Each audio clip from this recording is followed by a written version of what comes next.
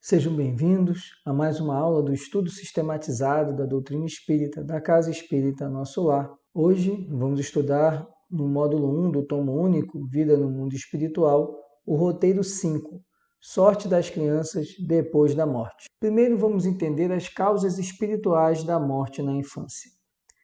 E começamos com uma pergunta feita por Kardec na questão 199 do Livro dos Espíritos. Por que tão frequentemente a vida se interrompe na infância? E os espíritos superiores responderam a Kardec, dizendo que a curta duração da vida da criança pode representar, para o espírito que a animava, o complemento de existência precedente, interrompido antes do momento em que deveria terminar. E sua morte também, não raro, constitui provação ou expiação para os pais. A espiritualidade, então, nos dá uma resposta esclarecedora e consoladora. Porque muitas vezes vemos crianças em tenra idade deixando o ambiente terrestre, desencarnando. Porque, primeiro, é uma necessidade daquela criança, daquele espírito que habita o corpo de uma criança. Porque ele precisa passar por um determinado período de tempo em sua jornada terrena. E por circunstâncias alheias à sua vontade, a sua vida cessou antes do tempo que ele precisava permanecer encarnado. Ou seja, ele desencarnou antes do tempo, por algum infortúnio, por algum acidente, enfim, por algo que não foi deliberado por aquele espírito. Perceba que nós não estamos falando aqui dos espíritos suicidas, né? Porque esses espíritos precisam, na verdade, de novas jornadas para aprender a valorizar o dom da vida corpórea. Mas falamos de situações de espíritos que, às vezes, são atingidos por uma calamidade, por uma catástrofe, um ato de violência, e que não deveriam necessariamente desencarnar naquele ato, mas precisam ainda cumprir determinado tempo de jornada terrena. Esses espíritos, por vezes, encarnam para completar o tempo que eles precisavam na carne.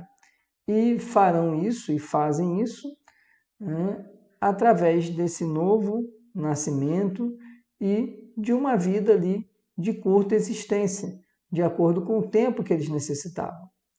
Mas, não raro, e aí vem o complemento, precisamos lembrar que para nascer uma criança existe também um casal, um homem e uma mulher envolvidos ali no processo de preparação de um corpo físico, e que serão os pais dessa criança. E como explica a espiritualidade, não raro, ou seja, há algo que relaciona esse espírito e esse casal, esse pai e essa mãe. Não raro, esse casal, ou seja, esse pai e essa mãe, precisam passar por essa prova ou por uma expiação. Já vimos que a diferença entre prova e expiação é que a expiação é efetivamente um resgate, é uma compensação por algo que no passado nós desequilibramos. Enquanto a prova, ela é um desafio, uma oportunidade de crescimento espiritual. Então, não raro, né, essa situação do desencarne precoce, ela não está relacionada apenas ao espírito que desencarna, aquele espírito que ostentava a veste de uma criança, mas também se relaciona a uma necessidade que os pais precisam de passar por aquela dura experiência de ter que sepultar um filho. No Evangelho segundo o Espiritismo, no capítulo 5, item 6, Kardec faz os seguintes comentários, que nós vamos agora ler para depois refletir sobre eles. Mas se há males nesta vida, cuja causa primária é o homem, outros há também aos quais, pelo menos na aparência, ele é completamente estranho e que parecem atingi-lo como por fatalidade. Tal, por exemplo, a perda de entes queridos e a dos que são o amparo da família. Tais ainda os acidentes que nenhuma previsão poderia impedir. Os reveses da fortuna que frustram todas as precauções aconselhadas pela prudência, os flagelos naturais, as enfermidades de nascença, sobretudo as que tiram a tantos infelizes os meios de ganhar a vida pelo trabalho, as deformidades, a idiotia, o cretinismo, etc. Os que nascem nessas condições certamente nada hão feito na existência atual para merecer, sem compensação, tão triste sorte, que não podiam evitar, que são impotentes para mudar por si mesmos e que os põe à mercê da comiseração pública.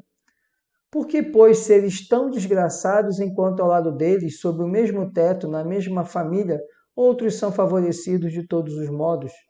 Que dizer, enfim, dessas crianças que morrem em tenra idade e da vida só conheceram sofrimentos? Problemas são esses que ainda nenhuma filosofia pôde resolver.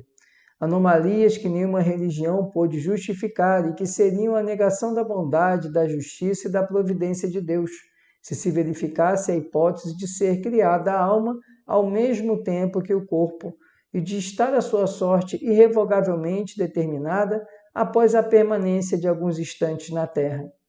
Que fizeram essas almas que acabam de sair das mãos do Criador para que se vissem neste mundo abraços com tantas misérias e para merecerem no futuro uma recompensa ou uma punição qualquer, visto que não hão podido praticar nem o bem nem o mal? Todavia, por virtude do axioma segundo o qual todo efeito tem uma causa, tais misérias são efeitos que hão de ter uma causa, e desde que se admita um Deus justo, essa causa também é de ser justa. Ora, ao efeito precedendo sempre a causa, se esta não se encontra na vida atual, há de ser anterior a essa vida, isto é, há de estar numa existência precedente. Por outro lado, não podendo Deus punir alguém pelo bem que fez, nem pelo mal que não fez, se somos punidos é que fizemos o mal. Se esse mal não o fizemos na presente vida, tê-lo-emos feito noutra. É uma alternativa que ninguém pode fugir, e em que a lógica decide de que parte se acha a justiça de Deus. O homem, pois, nem sempre é punido ou punido completamente na sua existência atual, mas não escapa nunca às consequências de suas faltas. A prosperidade do mal é apenas momentânea. Se ele não espiar hoje, espiará amanhã, ao passo que aquele que sofre está espiando seu passado. O infortúnio, que à primeira vista parece imerecido, tem sua razão de ser, e aquele que se encontra em sofrimento pode sempre dizer: perdoa-me, Senhor, porque pequei. Veja que esse texto de Kardec, ele elucida muitas das questões que por vezes carregamos na nossa essência. Porque as pessoas são acometidas por situações que não estavam no controle dela, e essas situações lhe causam sofrimento. E mais, porque nós encontramos criaturas em tenra idade, ou criaturas que já nascem, como Kardec fala, com problemas congênitos. Porque essas crianças que não fizeram mal a ninguém, se não fizeram bem também, nem o poderiam, dada a condição de serem ainda crianças, estarem em tenra idade, por que elas são acometidas no início da vida de duras experiências? E aí vem Kardec refletindo sobre isso. E precisamos nos lembrar da lei de liberdade, e que na lei de liberdade nós temos a lei de causa e efeito. Quando nós nos deparamos com uma situação, nós precisamos tentar identificar a causa, porque, no geral, só estamos vendo o efeito. Se nós, por exemplo, olhamos para uma árvore e vemos a árvore tombada, nós estamos vendo o efeito, ou seja, a árvore está tombada, mas alguma coisa causou que a árvore tombasse. Ou foi uma tempestade, ou foi alguém um carro que acertou a árvore, que atingiu a árvore, ou as raízes da árvore estão fracas, a árvore adoeceu e as raízes estão fracas e não estão mais sustentando a árvore. Nós precisamos saber qual a causa. Não basta olharmos para a árvore tombando e acharmos que ela tombou sozinha, porque ela não poderia fazê-lo sozinha. E a mesma coisa são esses infortúnios da vida. Se nós nos deparamos com uma criança que mal acaba de nascer e nasce em profundas dificuldades, com doenças graves que vão limitar a vida dessa criança, nós não podemos imaginar que isso é obra do infortúnio, porque não existe o acaso. Esse infortúnio, ele não é consequência do acaso. Esse infortúnio, ele é consequência de algo que precede essa existência. E essa situação que precede a existência leva à consequência de que, em vidas passadas, aquele indivíduo, aquele espírito que agora habita um corpo de tenra idade, praticou situações, praticou atos que o levaram a cometer atentados contra a lei divina. E que agora ele precisa passar por esse processo para resgatar aquelas situações que no passado ele disseminou o mal. E agora ele precisa reequilibrar. Lembremos que nosso perispírito, nosso espírito, ele armazena, e nosso perispírito é o veículo de armazenamento de nossas experiências. Todas as situações negativas que nós provocamos vão ficando armazenadas no nosso espírito e vão ficando também dispersas no perispírito. E precisamos, na verdade, de um processo para expurgar essas situações. Quando, então, temos uma oportunidade de voltar à Terra, uma reencarnação, teremos diante de nós situações que vão nos exigir a correção daquilo que nos desequilibra e que são consequências de nossas ações. Ações essas, é claro, experimentadas em existências anteriores. Então entra a misericórdia divina e possibilita que, através da reencarnação, aquele espírito corrija os próprios efeitos que ele gerou no seu perispírito e estão armazenados no seu espírito. Daí essas situações de crianças que nascem com doenças congênitas, com doenças que estão relacionadas ali à própria formação daquele corpo físico. E Kardec nos lembra que tudo isso que acontece é porque, muitas vezes, a lei de causa e efeito ela não surte as medidas necessárias na própria encarnação que o indivíduo atentou contra as leis divinas. Muitas vezes essas consequências só vão ser experimentadas em outras encarnações, porque o acúmulo de situações negativas é tão grande que naquela existência que aquele indivíduo praticou o mal, ele não vai ter meio suficiente para fazer esse reajuste. Isso vai ter que acontecer em vidas futuras.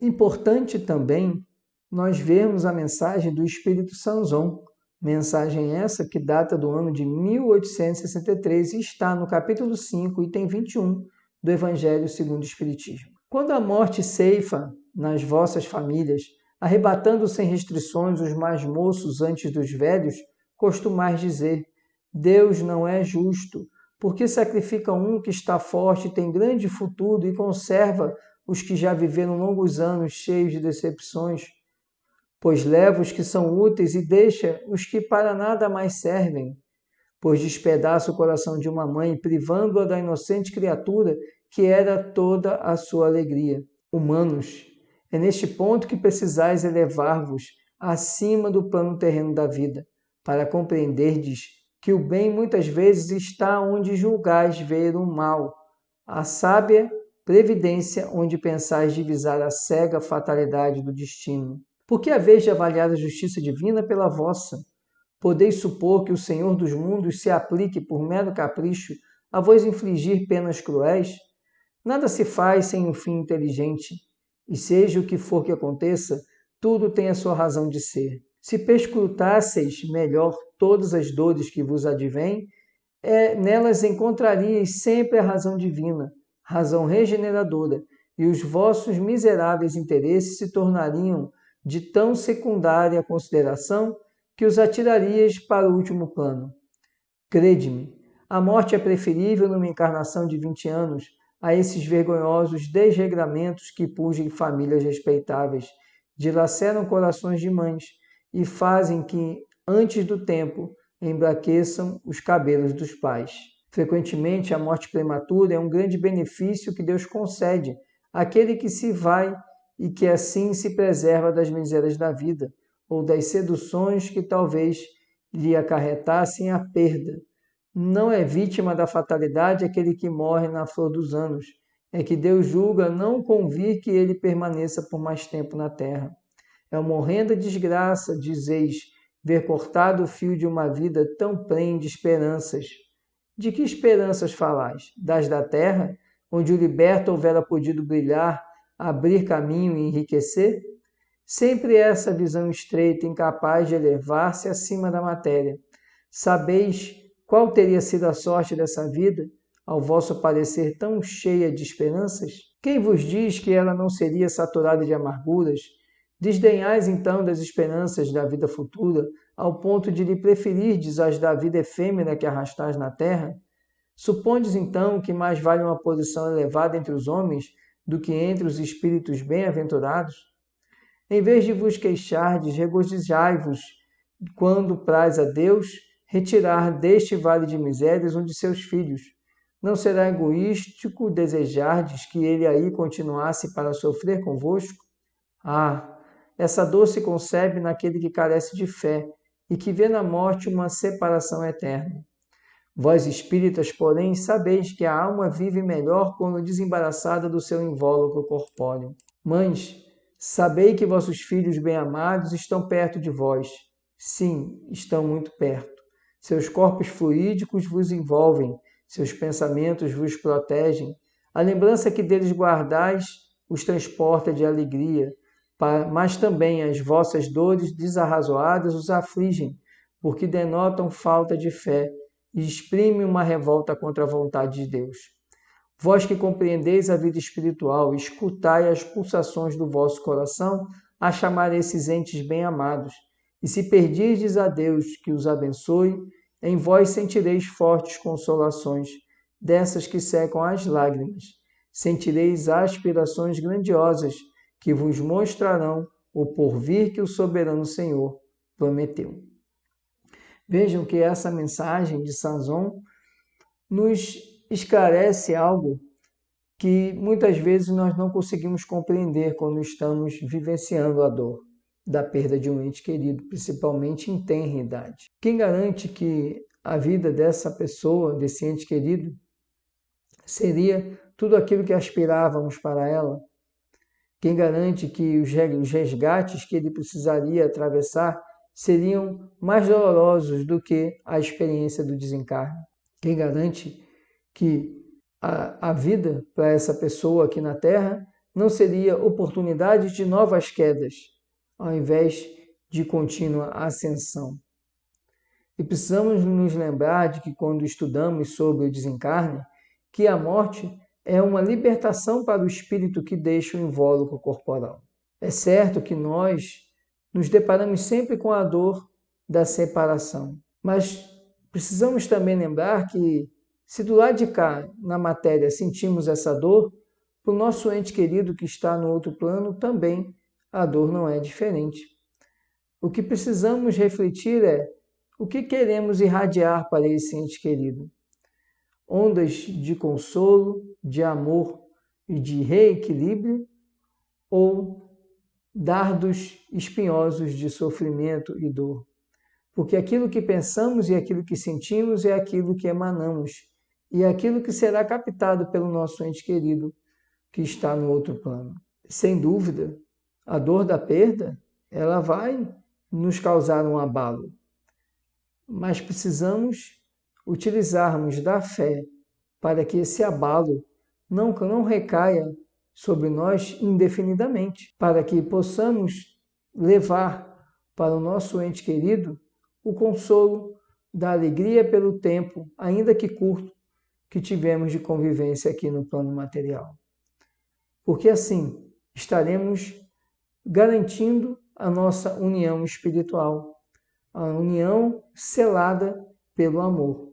Não resta dúvida que esses processos de desencarne jovens estão relacionados a situações de vidas passadas. E nós não temos meios de compreender tudo o que perpassa na existência de um espírito. Por isso, precisamos alongar a nossa visão. Com a percepção da doutrina espírita, precisamos entender que tudo o que acontece está relacionado a uma lei divina que é a lei de liberdade, lei de causa e efeito. Então, naquelas situações mais dolorosas envolvendo a perda de entes queridos ainda em tenra idade, precisamos compreender que existem situações que vão além da nossa percepção. E precisamos então compreender que tudo aquilo que acontece hoje é sempre a consequência amorosa da intervenção divina na nossa existência. Na questão 199A, Kardec faz a seguinte pergunta: que sucede ao espírito de uma criança que morre pequenina? E vem a resposta: recomeça outra existência. E Kardec então faz os seguintes comentários: se uma única existência tivesse o homem e se extinguindo-se-lhe ela, sua sorte ficasse decidida para a eternidade, qual seria o mérito de metade do gênero humano, da que morre na infância, para gozar sem esforços da felicidade eterna, e com quem direito se acharia isenta das condições às vezes tão duras a que se vê submetida a outra metade? Semelhante ordem de coisas não corresponderia à justiça de Deus. Com a reencarnação, a igualdade é real para todos. O futuro a todos toca sem exceção e sem favor para quem quer que seja. Os retardatários só de si mesmos se podem queixar. Forçoso é que o homem tenha o merecimento de seus atos, como tem deles a responsabilidade. Aliás, não é racional considerar-se a infância como um estado normal de inocência. Não se vê em crianças dotadas dos piores instintos numa idade em que ainda nenhuma influência pode ter tido a educação? Algumas não há que parecem trazer do berço a astúcia, a felonia, a perfídia, até pendor para o roubo e para o assassínio, não obstante os bons exemplos que de todos os lados se lhes dão? A lei civil as absolve de seus crimes, porque diz que elas obraram sem discernimento. Tem razão a lei, porque de fato elas obram mais por instinto do que intencionalmente. Donde, porém, provirão instintos tão diversos em crianças da mesma idade, educadas em condições idênticas e sujeitas às mesmas influências? Donde a precoce perversidade, senão da inferioridade do espírito, uma vez que a educação em nada contribuiu para isso? As que se revelam viciosas é porque seus espíritos muito pouco han progredido. Sofrem, então, por efeito dessa falta de progresso. As consequências não dos atos que praticam na infância, mas dos de suas existências anteriores. Assim é que a lei é uma só para todos, e que todos são atingidos pela justiça de Deus. Veja então que na questão 199A já há um esclarecimento do que acontece com esses espíritos que desencarnam em tenra idade. E a espiritualidade nos informa, recomeçam nova existência. Ou seja, eles vão retornar ao plano espiritual, ser novamente preparados para reencarnar. Agora, sem a necessidade de determinadas provas, determinadas expiações que já foram solucionadas com o desencarne precoce, com a doença que eles ostentaram ali, que os levou a perderem a vida corporal ainda em tenra idade. E aí Kardec, então, aqui nos comentários, ele nos lembra que nós temos a tendência a sempre ver uma imagem angelical da criança, mas nós sabemos que as crianças têm temperamentos e comportamentos diferentes, muitas vezes numa mesma família. né? Você visualiza crianças mais dóceis, crianças mais duras, mais agressivas. Por que isso? Porque isso tem a ver com a evolução espiritual daquela criança. Aquele espírito que ali está é um espírito ainda mais embrutecido ou ainda mais avançado, mais dotado de determinadas características amorosas que indicam essa evolução do espírito. E Kardec nos fala, muitas vezes, numa mesma família, ali, criados da mesma forma, você se depara com crianças com comportamentos absolutamente diferentes. Então, explica Kardec que nessas situações precisamos entender que muitas vezes esses desencarnes estão relacionados, como já conversamos, à necessidade do espírito. E essas necessidades vão estar diretamente relacionadas ao processo evolutivo do espírito. E, portanto, tudo aquilo que mesmo as crianças em tenra idade experimentam passa a ser um processo de evolução do espírito. E ele precisa passar por aquelas situações, ainda que naquela existência não tenha praticado nenhum ato e nem poderia que pudesse resultar naquelas consequências que ele vem experimentando logo no início de uma jornada na carne. E o que acontece com as crianças depois da morte? O que acontece com esse espírito? Isso está na questão 381 do Livro dos Espíritos, quando Kardec pergunta: por morte da criança, readquire o espírito imediatamente o seu precedente vigor?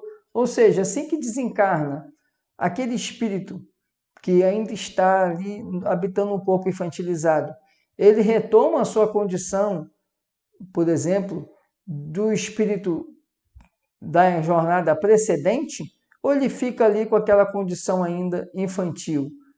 E aí vem a resposta. Assim tem de ser, pois que se vê desembaraçado de seu invólucro corporal. Entretanto, não readquire anterior lucidez, senão quando se tenha completamente separado daquele envoltório, isto é, quando mais nenhum laço existia entre ele e o corpo. Vamos prestar atenção nessa resposta. O que Kardec recebe de resposta da espiritualidade? Não necessariamente o espírito vai readquirir, por exemplo, o vigor, a compreensão e o sentido da existência precedente. Digamos que na existência anterior ele desencarnou com 80 anos e nessa ele desencarna com 2 anos. Não necessariamente aquele espírito ele vai retomar a condição do espírito da jornada anterior, porque isso vai depender da condição da elevação daquele espírito. Pode ser que ele desencarne e que ele continue ainda com o aspecto de uma criança de 2 anos e ainda com os comportamentos de uma criança de 2 anos.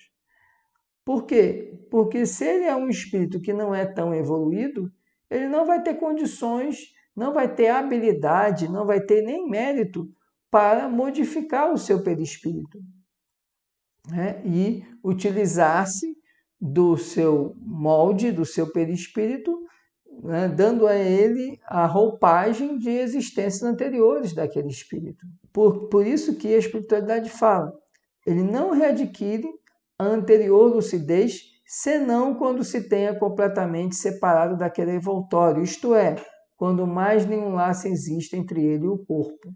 E aí vejam, fica parecendo que basta desligar, né? Desligou os chakras, desligou o chamado fio de prata, né? A ligação do chakra coronário e frontal com a glândula pineal, bastaria apenas romper isso, né? Encerrado o processo de desencarne, aquele espírito voltaria àquela forma anterior àquela jornada encarnatória. E ele, quando ele fala nenhum laço existe entre ele e o corpo, temos que entender o seguinte: lembram que nós estudamos que quanto mais materializado o espírito, ou seja, quanto mais ligado à matéria, o espírito, menos ele tem possibilidades de corrigir o seu veículo espiritual, o seu veículo perispiritual, melhor dizendo, Isso vale também para esses espíritos que desencarnam em tenridade. Se um espírito que desencarna em tenridade é um espírito que, veja, eu não estou falando da condição daquela criança, até porque a criança ainda estava ali se adequando àquele novo corpo físico. Então, aquele espírito estava em processo de adequação ao corpo físico. Eu estou querendo dizer da capacidade daquele espírito de não se apegar à matéria. Isso é uma condição do espírito e não do corpo físico. Não tem a ver com a idade na encarnação, tem a ver com a condição do espírito. Para os espíritos que são mais apegados à matéria, ele acaba mantendo a condição perispirítica da jornada que ele está. Então, se ele desencarna com 2 anos, ele vai estar um espírito de 2 anos, né? Com o perispírito de uma criança de 2 anos, melhor dizendo. Não é que ele vai ser um espírito de 2 anos, ele pode ser um espírito milenar, mas ele vai ter ali a condição perispirítica de uma criança de 2 anos. E também comportamental, porque ele ainda está, como ele é um espírito mais vinculado à matéria, ele não tem essa condição não tem a clareza, né, para compreender se ele tem condição de mudar o perispírito dele. Ele não vai ter nem meios de fazer isso. E aí, no final do nosso material, nós temos alguns textos que nos remetem a essa situação. Como que ficam esses espíritos que desencarnam como crianças? A primeira situação está na obra Entre a Terra e o Céu. E nessa obra encontramos o Lar da Bênção. O Lar da Bênção, então, é uma importante colônia educativa, um misto de escola, de mães e domicílio dos pequeninos que regressam da esfera carnal. Essa colônia, situada no espaço espiritual, corresponde às terras brasileiras. Tem como objetivo preparar mães para a maternidade responsável e atender as crianças que desencarnam e encarnam. Tais crianças encontram aí o apoio necessário ao seu reajustamento espiritual. Assim é que nos primeiros momentos, como libertos do corpo físico, ou enquanto lhes dure o equilíbrio, são abençoadas pela assistência superior e amiga dos benfeitores espirituais do Lar da Bênção, e pelo afeto inesquecível daquelas que foram suas genitoras, as quais, ainda presas aos liames da carne, são, no entanto, levadas à colônia para auxiliar e acompanhar o reerguimento dos filhos. Então, André Luiz, nessa obra, ele relata, mais precisamente nos capítulos 9, 10 e 11 dessa obra, relata essa visita que ele faz ao Lar da Bênção. E nesse Lar da Bênção, ele se depara com exatamente crianças, né, espíritos que desencarnaram como crianças. E ele percebe que nesse local, além daquelas crianças, entre aspas, daqueles espíritos que desencarnaram como crianças, serem acolhidos e preparados para uma nova encarnação, acolhem e funcionam neste lar espíritos que estão se preparando para a maternidade e também as próprias mães dessas crianças, no momento do sono em que ocorre o desdobramento, são para lá levadas para ainda manterem o contato e ainda cuidarem de seus rebentos, de seus filhos. Mas isso no aspecto espiritual. Outro relato que temos se remete à cidade de Castrel, relatada na obra Vida Além do Véu, no capítulo que fala a cidade e os domínios de Castrel. Essa colônia espiritual tem como tarefa básica o atendimento à infância, recebe espíritos desencarnados na infância, prepara-os para a nova realidade da vida, reintegra-os aos planos que lhes são destinados após terem retornado à forma adulta, ou prepara espíritos para a reencarnação acompanhando-os na fase infantil. A colônia, situada entre montanhas, possui uma cúpula dourada no centro, cercada por um terraço cheio de colunas. Uma longa rua corta a cidade de um extremo a outro, formando uma alameda onde estão localizadas as residências dos seus dirigentes. Há muitos terrenos, espaçosos edifícios e construções para atendimento à criança. É uma localidade muito bela e iluminada. Há muitas fontes de água e predominância de ambiente harmônico. O desejo do bem é a nota reinante.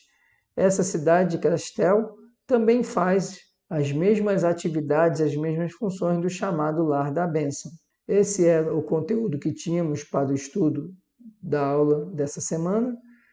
Desejo a todos um bom estudo e fique com Deus, muita paz e muita luz.